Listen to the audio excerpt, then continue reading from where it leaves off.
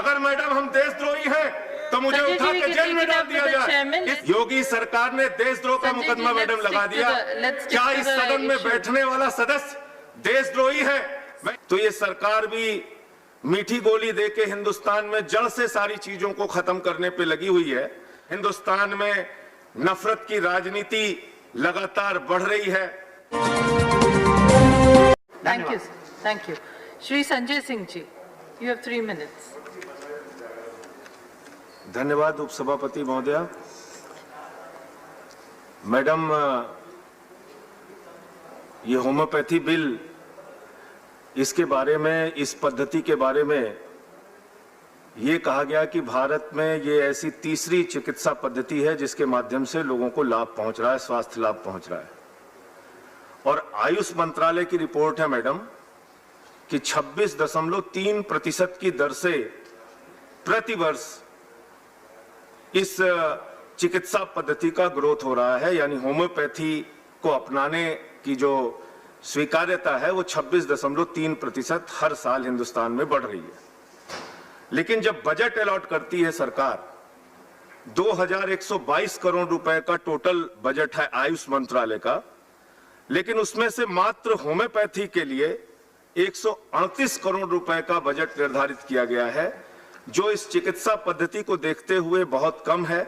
इस बजट को बढ़ाया जाना चाहिए। जो सरकारी अस्पताल हैं देश में होम्योपैथी के, वो 207 की संख्या में है। जो डॉक्टर्स की संख्या है वो 2,24,000 के आसपास है। जो डिस्पेंसरीज हैं वो 7,856 है। और इतना बड़ा नेटवर्क होने के बावजूद अगर आप सोचते हैं कि होम्योपैथी को हिंदुस्तान में बढ़ावा 138 करोड़ रुपए के बजट से आप दे पाएंगे, तो मुझे लगता है कि ये बहुत मुश्किल काम है।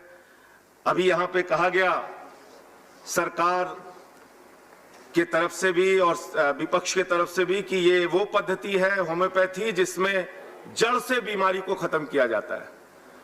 और ये ऐसी होम्योपैथी, ऐसी विधा है जिसमें मीठी गोली दी जाती है मैडम। तो ये सरकार भी मीठी गोली देके हिंदुस्तान में जड़ से सारी चीजों को खत्म करने पे लगी हुई है। वो चाहे सरकारी नौकरियां हो, जड़ से खत्म हो रही हैं। हिंदुस्तान में रोजगार जड़ से खत्म हो रहा है। हिंदुस्तान में नफरत की राजनीति लगातार बढ़ रही है। तो जो ये सरकार के काम करने की पद्धति है, होम्योपैथी की तरह मीठी गोली देके, झूठे वादे करके, बस मैं खत्म कर रहा हूं मैडम, झूठे वादे करके देश को गुमराह करके जड़ से सारी चीजों को खत्म करना।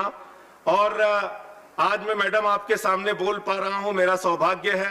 आपको इस चेयर पे देख के मुझे प्रसन्नता हो रही है।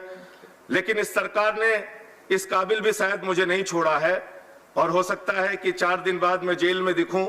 देशद्रोह का मुकदमा लगा दिया मैडम, देशद्रोह का मुकदमा। योगी सरकार ने देशद्रोह का मुकदमा मैडम लगा दिया। क्या इस सदन में बैठने वाला सदस्य देशद्रोही है?